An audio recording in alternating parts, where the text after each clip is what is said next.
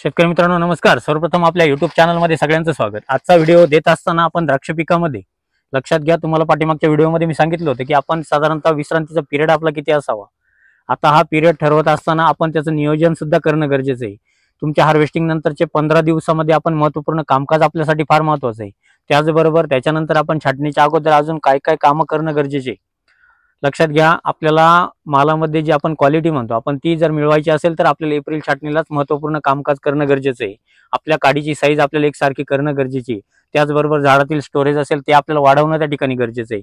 गर्भधारणा ही सक्षम असणं त्या ठिकाणी गरजेची आहे। आता हे सर्व नियोजन करत असताना आपल्याला जे एप्रिल छाटणीचं नियोजन म्हणतो आपण, त्या छाटणीपासून ते आपल्याला सर्वसाधारणपणे पुढच्या 35-40 दिवसापर्यंत आपण कामकाज सुद्धा तितकंच महत्त्वाचं कामकाज करणं गरजेचं आहे। आता ही सर्व आपण आजच्या व्हिडिओमध्ये या ठिकाणी चर्चा करणार आहोत। त्यापूर्वी दादा तुमचं नाव, गाव आणि मोबाईल नंबर सांगा। गारे समाधान केदू, खानगाव नजीक, मोबाईल नंबर 9627800238। बरं, आपण फर्स्ट टाइम एक्सपोर्टला फर्स्ट टाइम एक्सपोर्ट, बरोबर। काय वाटलं आता अनुभव?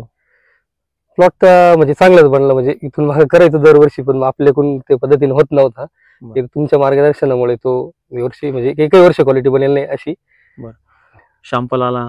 हो, शॅम्पल कम्प्लीट आला। बरं, आता काय रेटची काय अपेक्षा आहे? रेट आता 78 रुपये म्हटले ते स्वतःमध्ये कोणाला, कोणत्या कंपनीला? युरोफ्रूटकडे शॅम्पल काढला, 78 रुपयाची रेट जाते। हो, बरं, आता लक्षात घ्या, जर माल बघितला अतिशय सुंदर माल आहे, म्हणजे व्यवस्थित कामकाज आहे, घडाच्या पुढे काडी आळलेली आहे, एप्रिल छाटणीपासून व्यवस्थित नियोजन त्यांनी केलेलं आहे। आणि जर अशा पद्धतीचं कामकाज जर प्रत्येक शेतकऱ्यांनी केलं तर नक्कीच प्लॉटमध्ये आपल्याला चांगल्या पद्धतीचं उत्पादन मिळायला त्या ठिकाणी मदत होईल।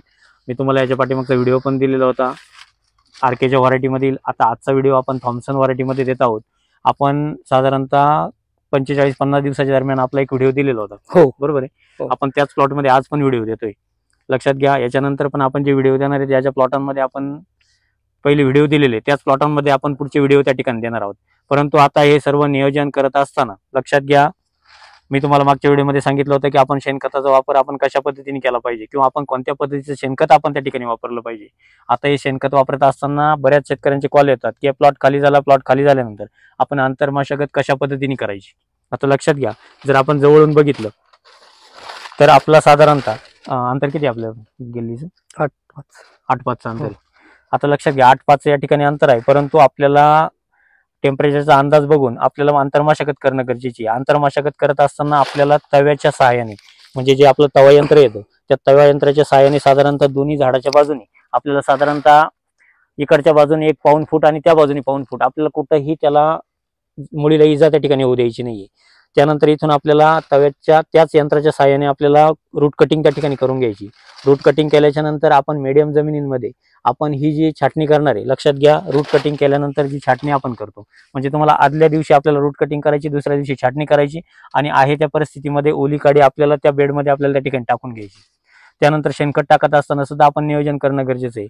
आपण काड्या आतमध्ये दाबतोय जेणेकरून ऑर्गॅनिक कार्बन आपलं वाढतंय, परंतु हे करत असताना शेणखताचा वापर सुद्धा लक्षात घ्या आपण चेंजेस करून घेणं गरजेचे आहे। जर तुम्ही पहिल्या वर्षासाठी तुम्ही आतमध्ये कोल्या करून आपण शेणखत टाकतो, परंतु बऱ्याच वेळेस शेणखत आपण कायमस्वरूपी त्याच ठिकाणी न देता आपण बाहेरच्या बेडच्या बाजूने जरी आपण शेणखताचा वापर केला, 1 वर्ष आतमध्ये केला, बाहेरच्या बाजूने केला, तर आपल्याला नक्की 4ही बाजू रूट त्या ठिकाणी डेव्हलप राहतील।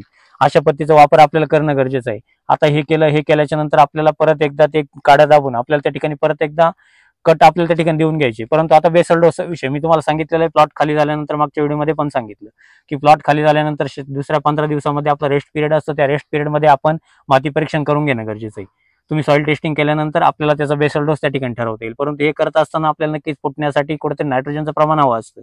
चुनखडीयुक्त जमिनींमध्ये सल्फरचं प्रमाण चांगल्या पद्धतीचं असावं लागतं। त्याचबरोबर दुय्यम अन्नद्रव्यांमध्ये तुमचं मॅग्नेशियमचं प्रमाण सुद्धा आपल्याला चांगल्या पद्धतीचं असावं लागतं।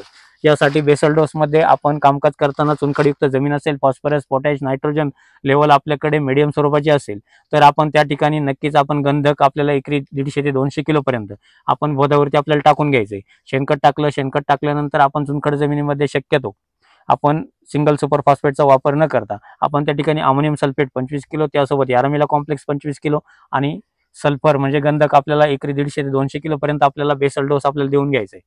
हा डोस दिल्यानंतर शेणखत आपण टाकलं, मल्चिंगचा वापर केला किंवा काडी आपण त्या ठिकाणी दाबून घेतली, अशा पद्धतीने नियोजन केलं तर आपल्याला नक्कीच प्लॉटमध्ये चेंजेस दिसायला सुरुवात होईल।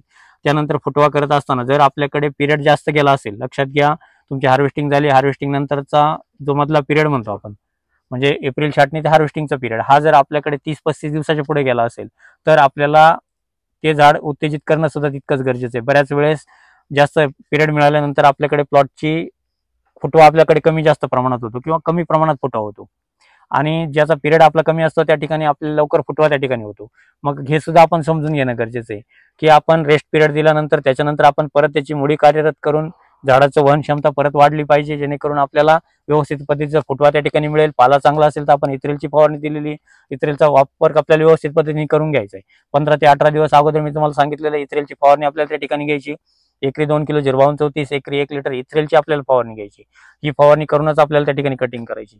म्हणजे हे खूप महत्त्वपूर्ण कामकाज आहे की आपल्याला सॉइल टेस्टिंग करणं, त्यानुसार बेसल डोस भरणं, त्याचबरोबर आपण त्याच्या आतमध्ये जे आपण अंतर्मशागत आपण कशा पद्धतीने करू शकतो, आपण आच्छादन आपण कशा पद्धतीने करू शकतो, शेणखत आपण कशा पद्धतीने टाकू शकतो, हे सर्व नियोजन आपल्यासाठी फार महत्त्वाचं आहे. याचबरोबर मी तुम्हाला सांगितलेलं आहे शेणखत आपण साधारणतः महिना ते 1.5 महिना किंवा कमीत कमी 35, 45, 50 दिवस आपण अगोदर घेऊन त्याच्यावरती आपण 3 वेळेस पाणी नियोजन करणं, म्हणजे पाणी आपण व्यवस्थित पद्धतीने देणं, त्याचा डेपो मारणं, त्याच्यामध्ये गांडोळांचा वापर करणं, साधारणतः 3 ते 4 किलो गांडोळ आपण त्याच्यामध्ये सोडणं आणि ते व्यवस्थित पद्धतीने कुजल्यानंतर आपण त्या शेणखताचा वापर करणं. हे जर आपण व्यवस्थित पद्धतीने केलं तर नक्कीच जमिनीमध्ये ऑर्गॅनिक कार्बन त्या ठिकाणी वाढल्याशिवाय राहणार नाही, आणि ज्या ठिकाणी ऑर्गॅनिक कार्बनचं प्रमाण कमी असेल त्या ठिकाणी आपल्याला हे कामकाज करणं गरजेचं आहे. आता हा खूप महत्त्वपूर्ण आपलं कामकाजाचं नियोजन होतं. आता हे प्रत्येक शेतकऱ्याला करायचं आहे. ज्याही शेतकऱ्यांनी प्लॉट बुकिंग केले त्यांच्यासाठी हेच काम सर्वात महत्त्वाचं असणार आहे. आणि रूट कटिंग करत असताना कुठेही आपण नांगरताच असेल, बळीचा वापर करतात किंवा खोल फणांचा वापर करतात, याचा वापर न करता आपल्याला रूट व्यवस्थित पद्धतीची कटिंग झाली पाहिजे, म्हणून आपल्याला त्या ठिकाणी तवा यंत्रणेच आपल्याला त्या ठिकाणी कटिंग करून घ्यायची. मी तुम्हाला सांगितलं 2 झाडांचं अंतर किती असावं, त्याच्यामध्ये आपण म्हणजे रूट कटिंग करत असताना त्याचं अंतर किती असावं हे सुद्धा आपण व्यवस्थित करणं गरजेचं आहे. कारण आतमधल्या मुळीने जर शॉक खाला तर त्याचा परिणाम आपल्या खोडावरती होतो, खोडावरती झाल्यानंतर नक्कीच फुट्यावरती परिणाम होतो आणि झाडं त्या ठिकाणी कमकुवत व्हायला सुरुवात होते. त्यामुळे आपण कुठल्याही नांगर तास असेल, तुमचं बळीचं तास असेल, याचा वापर न करता आपण त्या ठिकाणी तवा यंत्रणेच आपण त्या ठिकाणी रूट कटिंग करून घेणं गरजेची. आता हे सर्व महत्त्वपूर्ण कामकाज केलं. इतर शेतकऱ्यांना काय सांगाल? शेतकऱ्यांना काय काम चांगलंच आहे भाऊ असं तुम्ही. कारण आता इथं बरेच प्लॉट म्हणजे हा प्लॉट पाहिल्यानंतर बरेच जणांनी प्लॉट पण तुमच्याकडे बुकिंग केले यावर्षी. मागच्या वर्षी जे बुकिंग होते आता तुम्ही बाकीचे प्लॉट प्लॉट चांगले सगळे प्लॉट सगळे प्लॉट सर्व शेतकरी समाधान.